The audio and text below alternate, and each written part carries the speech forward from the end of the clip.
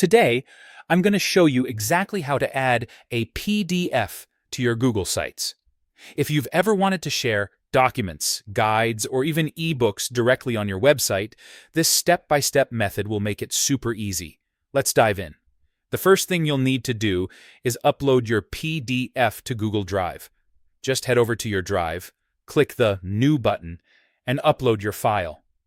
Once it's there, right-click on the PDF and check the sharing settings.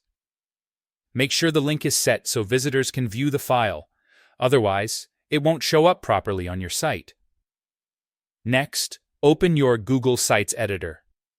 On the right-hand panel, click on the Insert tab, then select Drive. A pop-up will appear showing your files. Locate the PDF you just uploaded, select it, and click Insert. The PDF will now appear directly on your page.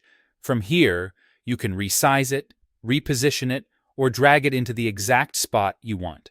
This way, visitors don't need to download anything.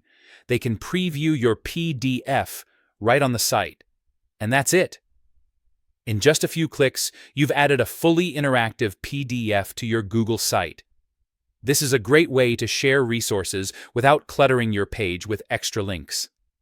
If you found this guide helpful, don't forget to use this method on your own site and make your content more engaging for your visitors.